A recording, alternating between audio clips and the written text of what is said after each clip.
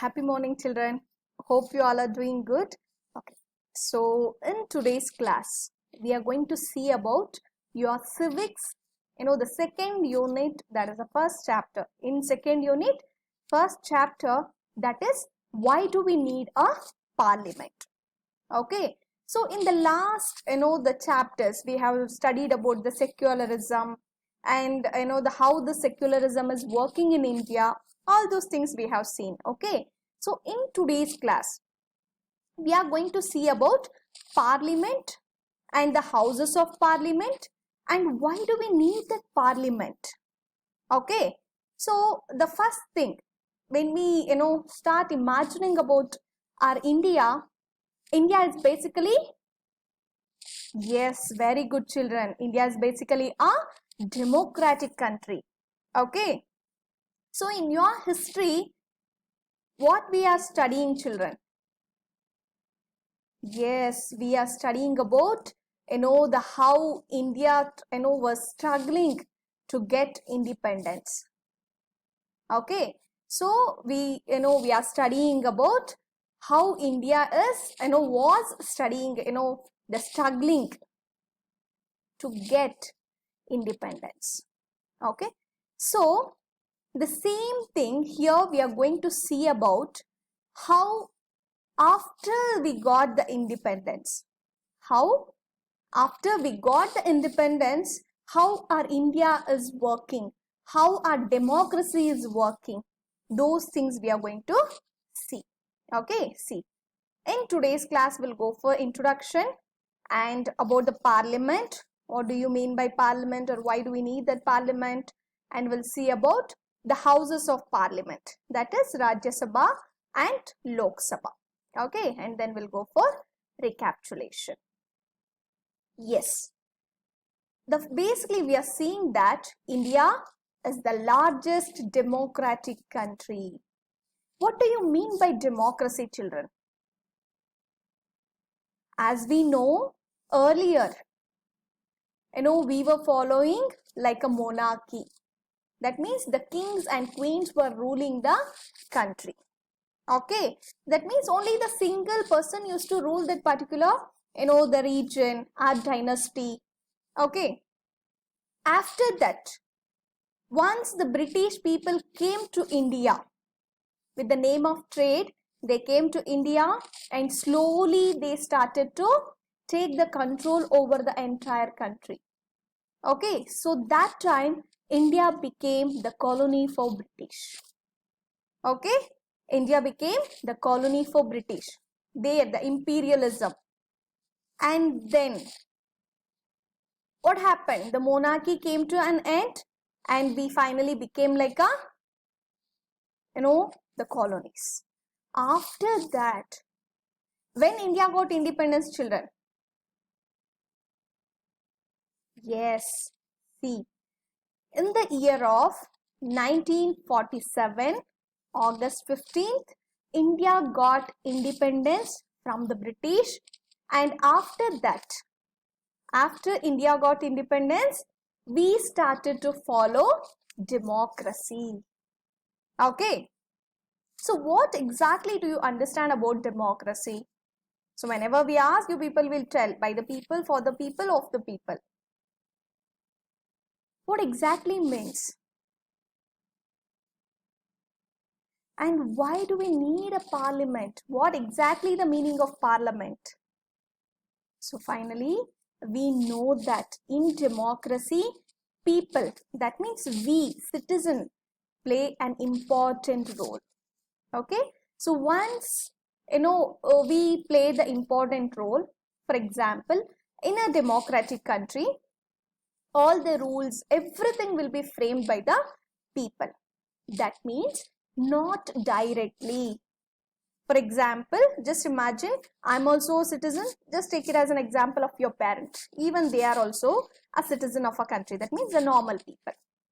By that, we can't go to the assembly and we'll be telling that I just want to change the rule or the law. Yes or no? So here we are playing a role of indirectly. That means indirect representation. Okay, we are taking the part indirectly. That means what we are doing? We are electing. We are electing our representative. Those representatives will be taking direct part there. Okay, that means we are playing the indirect role. So all our representatives will be there in the assembly. So that is called as a parliament, where the maximum decisions will be taking, the laws will be making, the government will be forming. Okay, that is called as a parliament. Hope you guys understood, right? You guys know what do you mean by democracy, and finally you people understood about parliament and how we will be playing a role in our part, the democracy. Yes or no? So what we'll be doing? We will be electing our leaders. So that means the indirect play we are playing, role we are playing. So that directly our representatives will be taking part in the assembly or the parliament to make any decisions, to take any, to pass any bills or to pass any of the laws. Okay. Yes. See here. It's just, we'll go for an introduction, just a small recapitulation. 15th August 1947. What do you remember for this date? Yes, exactly, children. India got independence. Okay, on August 15th, 1947, we got independence from the British people. Okay, see. So, to get that independence or the freedom, do you think it was very easy to get the independence or the freedom from the, the British people? No, children. So as we are studying in history, we'll be seeing about how our Indian freedom fighters struggled to get this freedom or independence, to have the equality among the people. See here, our people, they all joined and struggled a lot to get that independence. See, they are all those people, all our leaders, they got inspired by the idea of freedom. Okay, they all inspired by the idea of freedom, equality, participation in decision making. Because as we are seeing in history, what we are seeing, children, our Indians did not have any equality. There was a maximum preference only to the British people, and there was no, the participation of Indians in the decision making. There was no freedom for the Indians. So by seeing all those things, inspired by all these ideas, our freedom fighters struggled a lot to get the independence or freedom. Okay. See, Indians did not agree decisions that they took. So finally what happened? The British, whatever the decisions they were taking, the British people were taking, our Indians were not happy with that. Okay, so they were not ready to accept the decisions which was taken by the British people. With high pressure of Indian National Congress, British government allowed to discuss the budget and ask questions. So as I told you people about our country's development, about our country's, the growth, Indians were not part of any of the decisions, any of the discussions, but our people, our Indian National Congress, that means our Indians make an associations and they made a party. Okay, that party is a Indian National Congress. So finally, they started to pressurize the British government. So finally, the British government allowed just to discuss the budget and ask the questions about the budget. See, the Government of India Act 1909 allowed indirect election to the Legislative Assembly. National leaders not satisfied with this. So even that time, due to the the many freedom fighters, they were pressurizing the British government. So that time, the Government of India Act of 1909, they agreed, the British government agreed or allowed for the indirect election to the Legislative Assembly. but our national leaders were not happy with that elections. Okay, so at last India became independent on August 1947, sorry children, 1947, through a process of long and difficult struggle. So finally, with such a lot of struggle, such a long struggle, finally India got independence in the year of 1947, August 15th. Okay, so many are Indians, or many leaders, or freedom fighters struggled a lot to get this independence, struggled a lot to get this freedom and equality.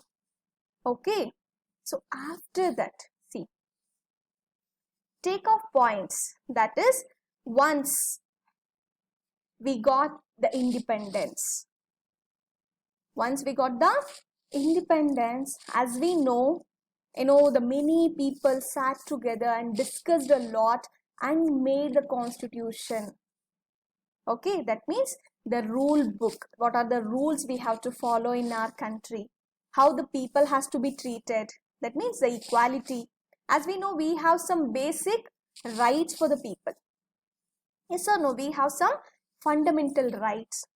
So finally, democracy, we started to adopt or follow democracy. It is a form of government.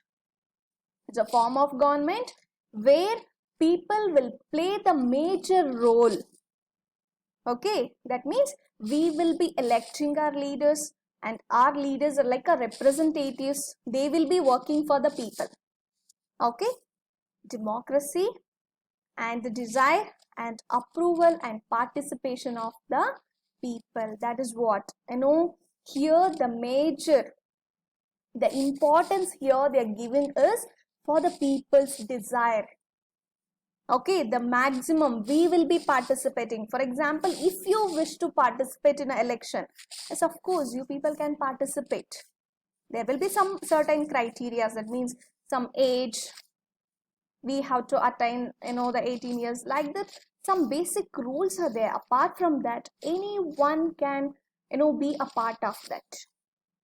Okay, so finally, after we got independence, we started to follow democracy. There we have given the maximum importance to the people's ideas, people desires, and their participation and their acceptance. For example, if the government wants to do something or some rules, they wants to, they have to change some rules. It is not that much easy that they, as they wish, they can change. Yes or no, children? They have to take a approval from the people. That means if not directly, they'll come and ask all the people of a country. They have to ask our representatives. Our representatives has to agree for that rule. Then only that will be implemented. Okay, so that means here they have given the maximum importance to the people. Okay, see here. The individual give approval to the government through elections. So how individual is playing a role in our country or in a democratic country? So what happens, children? For example, even me as a single or the individual, I have a right to choose my representative or our representative. Okay, I have to give an approval to the government. How I'll be giving the approval? Through the elections. Okay, so that means I will be casting my vote and I will be selecting my leader. Through that, our leader or our representative will be working for us. Okay, hope you guys are understanding, right? So coming to democracy, elections, participants plays an important role. Okay, guys, you people are understanding, right? So each individual plays an important role in the democracy. Okay, every